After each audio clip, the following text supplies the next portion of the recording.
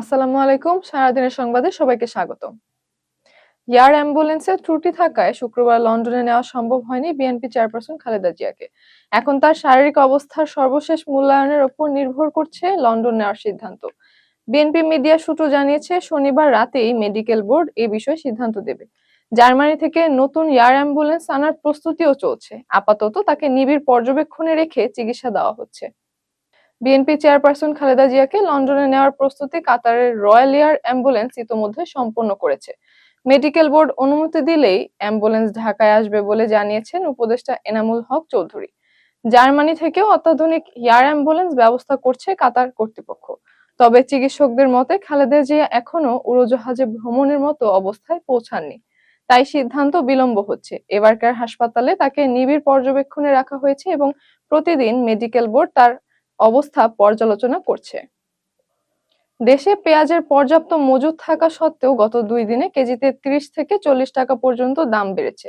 ঢাকার বাজারে দেশি পেঁয়াজ এখন 140 থেকে 160 টাকায় বিক্রি হচ্ছে, যা 2 দিন আগেও ছিল 110 থেকে 120 টাকা। ব্যবসায়ীরা দাবি করছেন, উৎপাদন অঞ্চল থেকে সরবরাহ কমায় পাইকারিতে দাম বেড়েছে। তবে বাজার সংশ্লিষ্টদের অভিযোগ, মজুতদাররা সিন্ডিকেট করে পেঁয়াজ আটকে রেখে দাম বাড়াচ্ছে এবং আমদানির অনুমতি আদায় করতে কৃত্রিম সংকট তৈরি করছে। চলতি বছর দেশে ডেঙ্গু আক্রান্তের সংখ্যা প্রায় 1 লাখে পৌঁছেছে এবং মৃত্যু হয়েছে 394 জনের। বরিশালে আক্রান্ত সর্বাধিক, এরপর ঢাকা বিভাগ, ডিএনসিসি ও ডিএসসিসির এলাকায় আক্রান্ত ও মৃত্যুর সংখ্যা বেশি। তবে ঢাকার 2 সিটি কর্পোরেশনের ম্যাজিস্ট্রেট সংকটের কারণে 1 বছর ধরে ডেঙ্গু বিষয়ক ভ্রাম্যমাণ আদালত ও বিশেষ অভিযান বন্ধ। ফলে মশক নিধন কার্যক্রমেও স্থবিরতা দেখা দিয়েছে। বিশেষজ্ঞরা বলছেন, এখনই অভিযান ও কঠোর তদারকি না হলে ডিসেম্বর জুড়ে পরিস্থিতি আরো অবনতির দিকে যেতে পারে। সিটি কর্পোরেশন বলছে, নিয়মিত ওষুধ ছিটানো ও লার্ভা ধ্বংসের কাজ চলছে, তবে আদালত চালানো সম্ভব হচ্ছে না। সৌদি আরবে ফ্রি ভিসা নিয়ে যাওয়া বহু বাংলাদেশি গুরুতর প্রতারণা ও দুঃখ কষ্টের মুখে পড়ছেন। লাখ লাখ টাকা খরচ করে গিয়ে অনেকেই দেখছেন ভিসা ও কাজের নিশ্চয়তা নেই, ফলে বেকার হয়ে মানবেতর জীবন কাটাচ্ছেন। অনেক মালিক 3 মাস পর বেতন দিচ্ছেন, তাও মাত্র 600 রিয়াল। ভারতের কুন্ডনকুলমে 6 রিঅ্যাক্টরের বিশাল পারমাণবিক বিদ্যুৎ কেন্দ্র নির্মাণে পূর্ণ সহযোগিতার আশ্বাস দিয়েছেন রুশ প্রেসিডেন্ট পুতিন। এর মধ্যে 2টি রিঅ্যাক্টর গ্রিডে যুক্ত, বাকি 4টির কাজ চলছে। সম্পূর্ণ চালু হলে 6000 মেগাওয়াট বিদ্যুৎ উৎপন্ন হবে। 2070 সালের মধ্যে 100 গিগাওয়াট পারমাণবিক শক্তি উৎপাদনের লক্ষ্য নিয়ে এগোচ্ছে ভারত। দক্ষিণ কুর্দোফানে আরএসএফ এর ড্রোন হামলায় শিশু ও নারী সহ 79 জন নিহত হয়েছে। হামলায় একটি কিন্ডারগার্টেন, হাসপাতাল ও ঘনবসতিপূর্ণ এলাকায় ক্ষেপণাস্ত্র আঘাত আনে। ইউনিসেফ এটিকে শিশু অধিকার লঙ্ঘনের ভয়াবহ উদাহরণ হিসেবে নিন্দা জানিয়েছে। ডলারের মান পতন ও ফেড সুদহার কমাতে পারে, এই প্রত্যাশায় আন্তর্জাতিক বাজারে স্বর্ণের দাম বেড়েছে। স্পট মার্কেটে স্বর্ণের দাম বেড়ে দাঁড়িয়েছে আউন্স প্রতি $4225।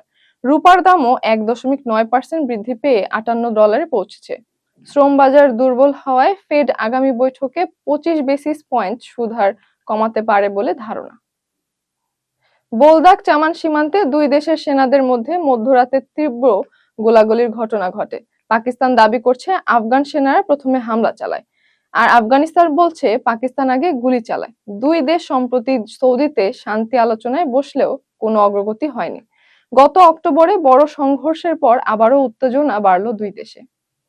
রাশিয়ার প্রেসিডেন্ট ভ্লাদিমির পুতিন যুক্তরাষ্ট্রকে তীব্র সমালোচনা করে বলেছেন, ওয়াশিংটন যখন রুশ পারমাণবিক জ্বালানি কিনছে, তখন ভারতের রাশিয়া থেকে তেল কেনা নিয়ে তাদের আপত্তি করার কোনো নৈতিক অধিকার নেই।